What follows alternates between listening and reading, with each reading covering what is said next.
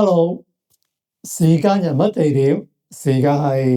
2026年嘅7月15號。係咁人物喺有我身邊，我嘅好朋友 Grace 麥欣欣，大學教授，香港電影研究員，咁就好高興今日同你喺度傾偈。係啊，咁我介紹我身邊嘅好朋友何康啦。咁大家都知佢係電影導演啦，佢拍過《末日派對》啦。咁最近佢都係即係有監製一部大家都知道嘅作品，叫做《看我今天怎麼說》，就係黃修平導演嘅。咁今日呢個地點就好奇怪，我哋而家身處呢個好似40年代一個軍事密室咁樣樣，但係正式嘅 location 咧，其實就喺Washington 嘅一個咩 city 啊？叫做Battleground。Battleground 就係 Grace 同佢先生Craig 嘅一個 studio，佢哋搭咗一個好特別嘅 setting，咁啊留意佢哋嘅作品先。咁但係呢樣嘢我哋今日咧就唔傾呢度嘅製作樹，就講翻香港電影。因為我嚟到咧就睇到好多Grace 嘅珍藏，包括佢嘅著作，咁就有關呢個香港電影與新加坡冷戰時代星港文化嘅聯繫。咁喺度講咧就係1950至1965年，我都未出世，原來我有好多關於香港嘅歷史資料都唔識嘅。咁可唔可以講講，即係你喺我都未出世之前嘅香港歷史嘅電影有啲乜嘢同大家分享咧？係，咁其實咧，我相信咧有啲朋友咧，應該咧可能細個時都會有睇過 TVB 啊或者亞視咧，佢有啲晨早嘅即係 channel 粵語長片，粵語長片。咁咧可能即係大家都會認得嘅一啲嘅演員，包括吳楚帆啦，嘅呢個係吳楚帆啦，有白燕啦，紫羅蓮啊，張活游啊，即係呢啲嘅演員。呢啲我都認識嘅，喺香港粵語片嘅黑白片，我都細個時候晏晝嗰段時段會有睇到嘅。係啦，咁呢個咧就係我其實細個嘅時候認識呢啲嘅香港舊電影嘅，即係一個即係每日見到嘅，即係佢哋嘅 performance 啦。咁咧去到我真係大學畢咗業之後咧，至認識到原來咧喺同一個時間空間咧，其實香港其實曾經係製作過好多嘅國語片，而呢啲國語片咧，其實佢哋係用咗好大嘅 budget，同埋佢哋嗰個質素係非常之高嘅。咁而我哋如果諗翻當時候咧，其實嗰個電影產量咧，其實當時香港係非官方數字，其實係去到拍到每年有300幾部㗎喎。300幾部。係啦。好厲害。咁其實就係真係好厲害，因為當時候即係如果全世界當然最高產量就係荷里活啦，咁有時候去到700幾部啦。咁日本有時去到400幾部啦，其實印度都係非常高產量。咁所以香港好多時候排喺第3、第4嘅。咁有時咧甚至去試過排第2啊，咁樣都有試過。咁其實即係點解可以當時香港係出產咁多電影咧？咁其中一個原因咧，就係我哋有好龐大嘅星馬市場啊。係啦。咁如果大家有即係可能知道有一個演員叫做梁醒波啦，其實原來佢都係新加坡人嚟嘅。係啊。咁所以咧，即係有時候即係可能我哋一路睇好多舊嘅電影，但係唔知道原來即係嗰個有咁嘅背景咯。嗱，原來香港好大市場啦。咁但係點解要揀香港呢個咁細個地方？可以成為即係 provide 輸出咁多電影，你所講嘅但當時嗰啲所謂國語片咧，我都唔明點解喺我哋香港播啲國語片嘅，但係原來你播好多原來東南亞嘅市場，咁但係點解會揀一個香港咁細嘅地方，佢會製作同埋輸出咁多電影咧？係，咁呢個就同成個香港嘅，即係唔係淨係香港啦，即係成個地緣政治喺嗰陣時候嘅大嘅格局點樣影響香港啦？咁喺1950年代之前咧，其實咧成個華語嘅電影製作中心嗰個即係最大嘅重心個重鎮咧，其實喺上海。咁而星馬嘅華人嘅電影嘅市場咧，其實佢哋亦都係睇上海嘅電影。咁當然佢哋都有去買香港電影，但係當時嗰個最紅嗰啲影星啊，都係上海嘅。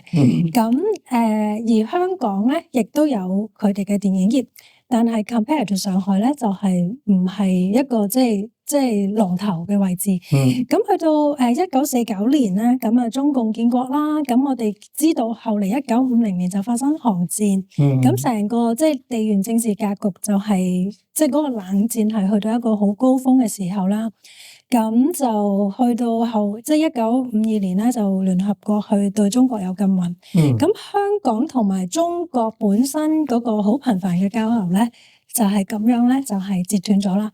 咁而同時間咧，49年之後咧，其實咧係有好多嘅大陸嘅新嘅移民嚟咗香港，突然間喺幾年之間係多咗100萬人香港。我記得有20萬變成大約200萬到。係啦。咁所以咧喺呢啲嘅遷移嚟香港人口裏面咧，其實亦都有唔少就係一啲嘅文化人啦、電影人啦，當然亦都係有資本家啦，即係企業家啦、有錢啦。咁所以咧喺呢段時間咧，其實香港嗰個電影業咧，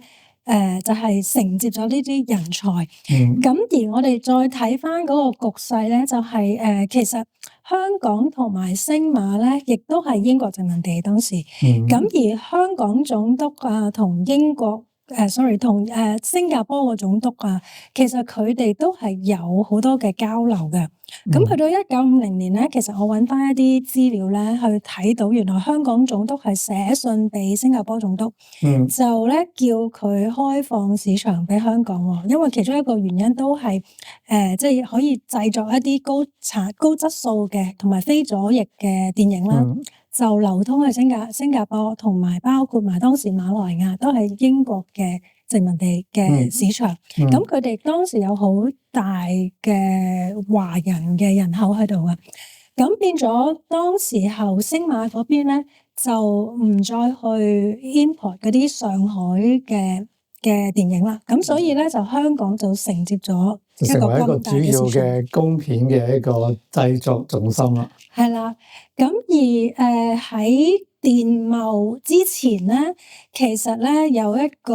又係由上海嚟到香港嘅好重要嘅 producer 叫張善君啦。張善君，佢曾經被譽為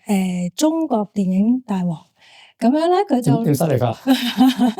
佢其實佢 marketing 係好犀利嘅。Okay。譬如就係馬徐維邦嗰部《夜半歌聲》啦，佢 sell 橋就係一部鬼片嚟噶嘛，即係好似《Phantom of the Opera》咁啦，佢就將嗰個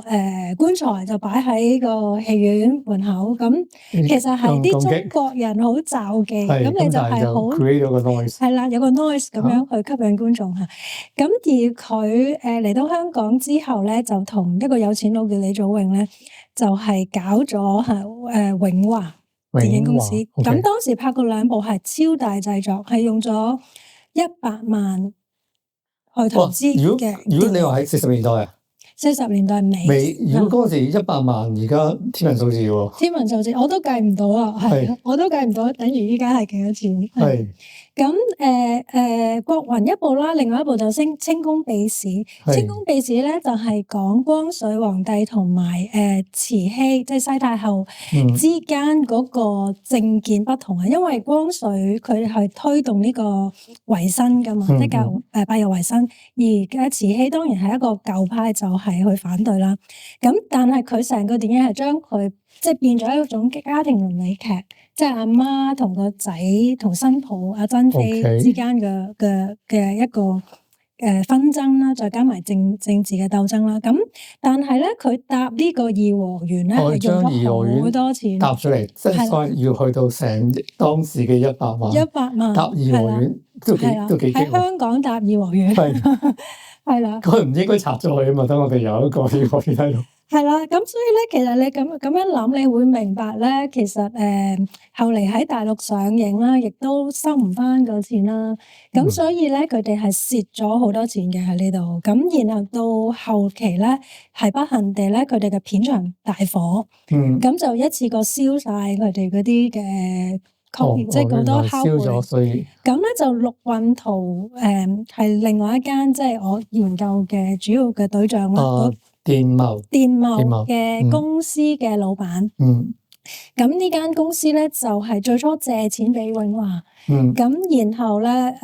慢慢地咧就係攞咗呢個成個片場永華嗰個片場，咁然後咧去到50年代中咧就完全喺香港設廠係去拍攝電影啦。咁即係話呢個電懋係一間大公司，係啦，就新加坡背景，但係同時間香港好有邵氏噶嘛，咁啊變咗兩個龍頭製作。係啦，咁邵氏嗰背景咧，其實都係好 interesting 嘅，因為佢本身咧其實係20年代上海已經有嘅一間叫做天一嘅公司。天一係啦，咁佢天一就唔係天下，係啦，天下一，咁係天一，咁咧佢哋咧邵氏有幾兄弟，咁去到20年代尾咧，阿邵逸夫同佢三哥就已經去咗新加坡同馬來亞，咁就係去建立院線，咁所以點解叫 Sir Run Run？ 如果你即係有朋友喺啲唔同嘅大學嘅 campus 嘅 building，Sir Run Run， 即係其中一個講笑咧，就係佢哋喺馬來西亞嘅時候唔同嘅戲院，因為你係用菲林去放片噶嘛，放完一間放完呢度可能2點半場，然後咧你要搵人走片 run 去第二間，咁就 run 有時 run 就係由咁樣去即係落手落腳去建立嗰個院線。咁其實咧邵氏同埋電懋係屬於國泰嘅呢間機構啦。佢哋都係最初係先經營電影嘅電影院線，喺西馬嗰邊已經係建立咗一個好即係比較龐大嘅一個院線嘅系統喺度。咁而佢哋40年代嘅時候都會係去香港同埋上海啊呢啲地方買片嘅。咁係去到50年之後，嗰個片源喺上海冇得供啦，咁所以咧自己搞啦。就去到自己搞嘅時候，佢哋就決定50年代中後期就嚟到香港去設廠，就去拍電影。咁其實呢兩間嘅院線咧係非常之好有野心嘅，佢哋基本上就係學習荷里活嗰種一條龍嘅方式。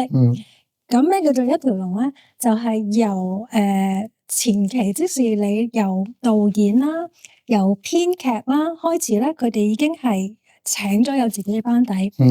譬如咧，即係你話電懋，咁佢有佢嗰啲即係嗰個班底，譬如有譯文啊、鍾啟文啊、陶秦啊，咁而編劇有可能大家都會識嘅張愛玲啦，咁宋琦啦秦宇咧，秦宇就係當時香港大學讀文學嘅，都係佢屋企都係啲書香背景嘅女作家嚇，咁等等嚇，咁佢哋其實有自己班底，咁然後咧就再有培養自己演員，包括阿郭蘭啦，呢個國際電影就係電懋出嘅電影雜誌嚟嘅，電影雜誌係真嘅，呢個又唔係假嘅。睇過有中英文對照咁樣，中英文對照佢哋個 distribution 其實好多㗎，即係去到北美咧都有㗎，其實。咁呢個就係郭蘭，就係佢哋其中一個好紅嘅明星。咁亦都有啊林翠，如果大家識啊黃興平咧，就係黃興平個阿媽嚟嘅。咁咧就有啊尤敏啦。雖然呢個《異國情緣》呢個電影其實係邵氏，而邵氏當時其實係曾經同韓國合拍，即係呢一部係香港韓國合拍片嚟嘅。香港韓國你犀利喎！係啦，尤敏，咁啊有呢啲明星嘅，咁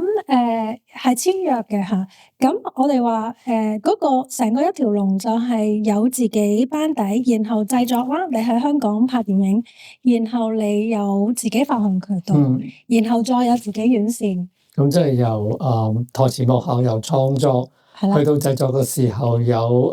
製作人員同埋演員，係啦，做好晒之後咧就有自己發行渠道，有自己院線，咁啊成個產業鏈就好完整啦。就係好完整係啦，咁所以咧其實大家可能比較清楚佢哋就係好多拍咗好高質素嘅國語電影，咁當時嗰啲嘅拍國語片嘅 budget 咧去到10幾20萬嘅一部，咁但係如果你比較翻本地其他嘅粵語片嘅製作個 budget， 可能都係幾萬蚊一部。然後有啲再差啲嘅所謂7日先，即係7日搞掂晒、拍完晒嘅嗰啲，可能萬零蚊。咁嗰個 budget 你可以 compare，其實係高好多嘅。其實就百花齊放啦，唔同公司做唔同故事，有唔同嘅 budget，適合唔同嘅觀眾。係啦，或者講下啦，一啲舉例嘅例子，就羅伯頓低 budget 又好，高 budget 又好，有冇啲好令你印象深刻嘅一啲作品可以同大家分享？係啦，如果大家即係可能有睇過粵語殘片，即係當時有4大粵語片電影公司噶嘛，即係中聯應該大家會識嘅，聽過危樓春曉啦，父母心啦嚇，即係中聯新聯就係左派電影公司，中聯有一間叫新聯，係啦，有華僑啦，有光藝啦，光藝亦都係新加坡嘅電影公司。咁所以咧，譬如如果中聯嘅話，我諗可能舉一個例子，應該好多人知就係危樓春曉啦。咁呢個故事咧，其實係好反映嗰啲小市民嘅生活嘅，即係大家一齊住喺個板間。薄水灣。係啦，就係吳楚帆。sorry， 吳楚帆係講錯咗 sorry。吳楚帆係啦，吳楚帆有紫羅蓮，紫羅蓮係我最中意嘅中聯明星嚟嘅。咁咧，有張英係啦，張英通常就係做一個書生咁樣嘅角色嘅，咁就即係佢哋唔係一家人嚟嘅，但係一個即係大家一齊嚟到呢個咁樣嘅香港社會，因為當時個難民社會就係突然間湧咗好多人落嚟冇屋住嘛，所以係一個好狹窄嘅居住環境，你係即係五湖四海嘅人就住埋一齊啦。咁然後就係佢哋揾工又有困難啦，然後但係都互相支持，即係喺一個經濟其實係好差嘅環境。但係就大家即係可能我煮飯俾你食啊，然後我又幫你揾工啊，然後為咗可能請大家食飯啊，直情賣血添啊！即係有一場係即係一個低下層嘅叫寫實主義嘅一套戲。係啦，咁其實呢啲都係好深入民心嚇。咁但係我哋話電懋同埋邵氏咧，其實佢尤其是電懋咧，就我自己比較中意。其實佢個所描寫嘅香港社會咧，如果你擺翻喺平排喺其他嘅你話粵語片嗰啲公司嘅製作裏面咧，你睇到好似唔同嘅香港社會嚟㗎。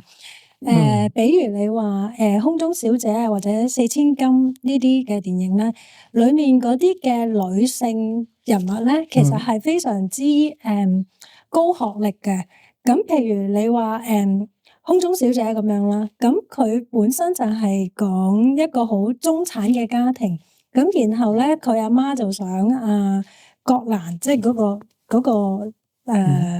女主角咧就想佢快啲嫁咁樣，但係佢就唔願意，佢要追尋夢想，就要做空中小姐。咁就成個過程點樣去訓練佢啦？咁然後講話 coffee or tea 都要講7-8種唔同嘅語言啦。即係聽落去好時尚嗰啲嘢。係啦，然後要訓練佢點樣去服務客人啦，即係嗰種所謂要客人為先啊，服務佢哋啊，呢種觀念其實亦都係當時嚟講係好新鮮嘅一種，即係一個商業嘅模式。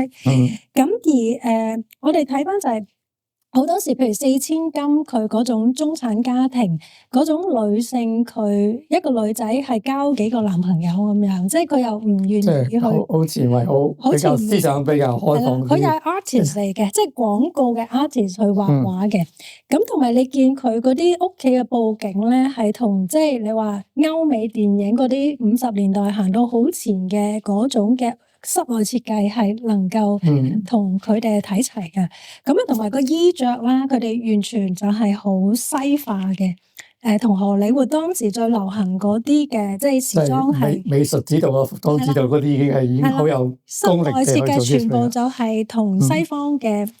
即係嗰啲電影係睇齊。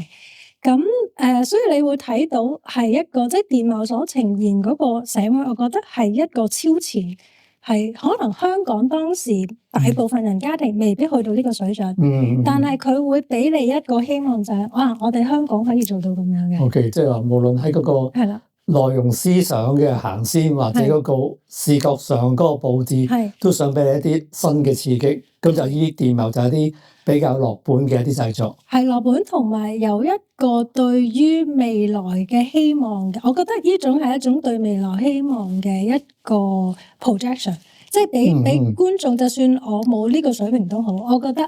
我哋其實呢個社會可以係咁樣，都係一種無形嘅推動力喎。係啊，即係其實所以係好，我覺得係好積極嘅。其實聽你咁講咧，即係原來我自己都唔係真係太認識嗰個時代，原來有咁多咁精彩、唔同類型、唔同 level，即係甚至乎面向世界嘅一啲作品係即係由香港生產出嚟。咁你有冇考慮過？即係你研究咁耐，會唔會想做啲 documentary 係關於香港電影歷史嘅嘢？其實呢個都係可以去考慮㗎，因為真係香港電影歷史，我會覺得係好豐富。即係我而家只係講緊少少部分。即係如果即係大家係有興趣，係咯，譬如你用花咗咁多時間，你去做個研究。如果即係有邊位鍾意研究香港歷史嘅，又對拍紀錄片有興趣嘅，咁啊可以揾阿 Grace 傾下偈嚇，甚至乎好似而家即係。趁仲有啲人物可以訪問，我唔知我仲會相關人物就可以訪問啦。咁啊可以拍下佢哋嘅專訪啊，又或攞翻一啲可能電影歷史資料館嘅一啲片段素材啊。可能如果你真係想 recreate 翻當年嘅一啲氛圍，咁 AI 都幫到手嘅話，係啊，咁可以做啲 documentary 可以一齊諗下呢個。咁我呢樣嘢我就即係留待有冇人有興趣揾阿 Grace 傾下點樣做 documentary 啊。嗱不過。我仍然都想知道咧，即係喺嗰個時代，之所以即係發展得咁好，有咁多唔同品種，有唔同即係有小公司、細公司有細公司做，大公司你做到話即係100萬製作又有。咁呢一個咁樣嘅嗱，我哋而家香港電影就比較低微啲啦。但係嗰種氛圍點樣係可以嗰陣時點樣爆出嚟？除咗嗰個即係。地理環境突然間啲人做咗出嚟之外，有啲乜嘢特質令到大家好似百花齊放咁樣咧？係，其實我覺得係有嗰種開放性同埋自由啦，同埋佢哋其實係好有國際視野嘅，因為頭先提到就算邵氏咧50年代尾都有一部電影係同即係韓國合拍啦，咁然後電懋咧佢亦都有同日本嘅東寶公司合拍，其實有日韓嘅合拍片已經係當時合作噶啦。唔係香港就係咯，我意思話日韓同香港嘅合拍。係啊，同韓同香港。香港合拍係啦，咁嗰個即係電懋同東寶公司嗰個合拍片咧，又都係尤敏做主角嘅，係寶田玲做男主角。咁直情咧，尤敏咧拍完呢幾部即係同寶田玲合拍嘅電影之後咧，其實佢直情喺日本咧係非常之紅添啊！係啊，即係佢係淨有一個尤敏熱啦，去到咁另外我覺得即係除咗有一個即係國際視野之外咧，其實嗰個自由嘅氣氛亦都好重要啦。因為我哋睇翻即係一啲嘅文化人啦，點解佢哋會嚟到香港咧？其實就係當時係有一個自由嘅氣氛，而當時嘅港英政府嗰個文化政策其實就係冇乜政策。當然佢係無為而治，係啦，就係喺個冷戰格局裏面咧，佢都會去 contain 呢個 communism 呢個共產主義，但係佢亦都相對其實係一個喺成個亞洲同埋華語地區裏面，我哋香港係最自由嘅空間嚟嘅。咁而其中一位頭先提到譯文啦，即係電懋公司裏面，佢就係拍《空中小姐》啦，拍星星、月亮、太陽，就係徐速嘅小說改編。咁佢其實咧都提到，因為佢本身係喺上海住嘅，咁佢亦都係聖約翰大學畢業嘅。咁佢40年代已經嚟過香港嘅，其實。咁佢嚟香港嘅時候，40年代嘅香港其實物質條件係冇上海咁好啦。咁但係佢已經係認為香港嗰個自由嘅氣氛係比上海更加好嘅。咁所以去到即係到佢決定，因為佢屋企背景有國民黨嘅背景啦。咁去到50年代去抉擇去邊度嘅時候咧，佢係選擇嚟香港，唔去台灣。唔去台灣，嚟香港一個咁細嘅港口仔。係啦，咁當時就係其中一個吸引佢嚟嘅原因就係自由啦。咁所以我哋睇翻一個自由嘅空氣咧，係令到香港電影當時有好多唔同類型出現嘅，即係除咗話文藝片啦，即係電懋，即係比較專長啦。咁我哋亦都見到，當然武俠片係好重要啦。邵氏嘅武俠片啦，佢哋嘅黃梅調啦，即係佢哋戲曲係啦，即係都係佢哋轉化咗嘅一種新嘅 type 嚟嘅。咁然後其實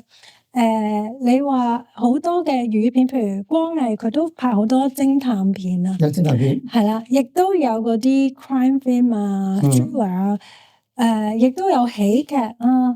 係啊，咁即係所以我哋會見到其實各種形式嘅類型片咧，當時香港都係百花齊放，係啊。咁當時真係有好多唔同嘅作品出現啦，即係無論你話喜劇啊、武俠啊、黃梅調啊，跟住去到文藝啊，咁甚至乎有啲所謂合拍片同呢一個韓國同日本合作。咁其實嗰陣時同韓國、日本合作講咩話佢哋會？係啊，呢個都好有趣啊，係啊。咁日本嗰部咧，其實就係千葉太穗日本導演嘅。咁所以咧，其實好多個對白其實係日文嚟嘅。咁但係咧，當阿尤敏同呢個保田玲溝通嘅時候咧，都有時會係用英文嘅。即係因為佢尤敏又係識日文啦，又識英文啦，咁所以咧呢兩種語言不斷咁樣互用啦。咁但係當尤敏同即係啲華人演員溝通嘅時候，就用翻國語啦。咁所以咧，其實係三種語言嚟嘅。咁所以你會睇翻，就算60年代咧，都有呢啲咁國際性嘅，即係一種嘅 co-production 出現。因為當時你諗下香港人。即係識聽英文，當然都會識聽英文，但係我哋話同今日嗰個教育程度都係相差一截噶嘛。咁所以其實嗰個接受程度係好高嘅，真係。咁當然你話有字幕啦，但係其實亦都睇到即係嗰個我哋嗰個社會嘅開放性，同埋日本當時嘅觀眾都有一個嘅開放性，因為佢都係好捧場嘅，即係對尤敏佢哋都係好熱愛，即係如果聽你咁講嘅話，即係當時咁多年前已經有呢一個即係香港同我哋合作，咁我哋而家即係新一代嘅年青片工作者都可以考慮下，我哋又可能多啲拍本土意識嘅嘢，但係亦都可以將個眼界再擴闊啲，去到唔同有機會合作嘅可能性。因為我最近喺即係 Filmart 去過一啲 producer 嘅一啲 forum 啦，其實都有好多即係唔同地方嘅一啲即係funding可以 apply， 只要你哋嘅創作同佢哋嘅 city 攬上一啲關係，部分嘢喺嗰度拍攝咧，都可能攞呢啲資助。咁我覺得呢樣嘢咧，亦都可以即係拉闊我哋創作嗰個空間。咁如果講到嗰個即係創作空間，我啱之前同你傾，你有講過嗰個市場嘅重要性，因為其實就你拍戲一定要有足夠嘅市場嘅觀眾入場，你先可以 support 到嗰個工業。咁你曾經講過就話，咦，好耐之前有啲政府嘅政策已經非常之注重嗰個 market 嗰樣嘢。其實1950年代嗰個港督咧 Graham 郭亮雄咧，其實佢當時我覺得佢係保護緊香港電影業一個好重要嘅功臣嚟嘅。講翻佢嘅功績就係48年開始咧，當國民政府48年係啦，話要禁粵語片，其實禁粵語片呢件事係好多年嘅，30年代開始啦。咁去到48年，我揾到佢一封信咧，國民政府又話要禁粵語片嘅時候咧，佢就話香港係當時係即係港英政府嘅 territory，所以咧喺即係中國大陸嗰個政策咧就唔可以喺香港實施，所以香港係唔會禁粵語片嘅，即係佢係保護緊香港粵語片啦。咁去到50年咧，佢就寫信俾新加坡總督咧，就請新加坡總督開放佢哋嘅市場俾香港電影進入去啦。咁然後佢喺即係嗰啲嘅東南亞電影節50年代中嘅時候咧，曾經係講過咧，就話喺咗電影工業裏面咧，其實有3樣嘢係好重要嘅，一樣就係科技啦。第二樣嘢就係藝術啦，第三係市場啦。但係佢就覺得科技就冇藝術咁重要，藝術又冇市場咁重要，所以咧佢其實係好有呢個遠見嚇，即係為香港電影嘅一個打開市場，就係佢，我覺得佢當時嘅一種文化政策嘅諗法，雖然佢唔係用一個好實際嘅條文係去寫出嚟，但係你見到佢做嗰個行動，其實係有呢個行動出嚟。我哋做創作人嗰陣時，成日都掛住即係啲藝術性嘅嘢，咁就有陣時忽略，究竟有幾多觀眾想睇咧？幾多觀眾想睇咧？咁但係如果聽翻你咁講嘅，咁我亦都好明白，即係你冇個觀眾嘅 support，根本都成就唔到你開嗰套戲啦。咁如果我聽你頭先講，即係嗰個開放市場嘅重要，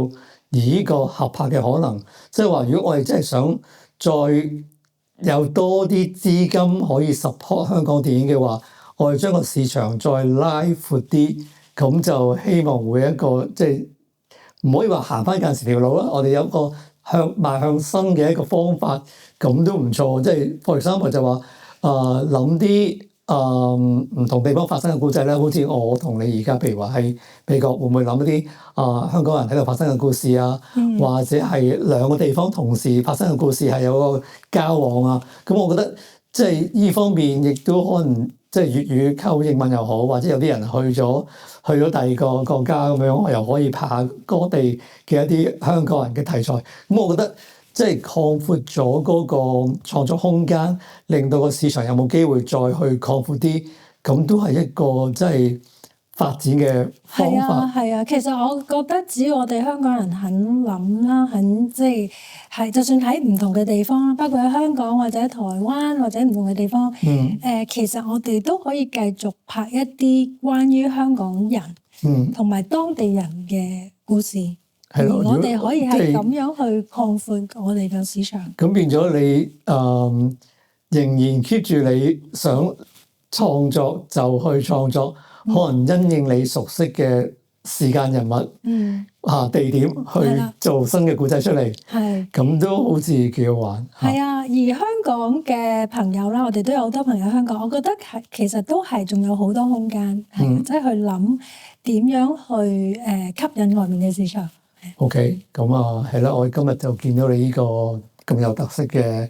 即係40年代嘅一個軍事設施咁我都好想即係搞一個即係當年嘅一啲間諜系列嘅片，集合咗即係唔同國家嘅 agent 喺香港有啲咩事情發生，或者甚至乎而家即係你講嗰個 technology，即係你諗到嘅，咁當然啦。人嘅原創好緊要啦，有陣時一啲 AI 喺 technology 嗰邊幫翻你去 recreate 一啲嘢，咁即係令到你嗰個創作嗰個 limitation 再收窄嘅。咁我覺得即係點樣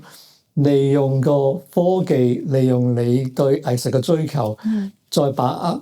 即係以個 worldwide 嘅市場去諗一啲新嘅創作同故事，同埋一個製作形式，或者一個 distribution 嘅一個新嘅套路，咁都可以。即係我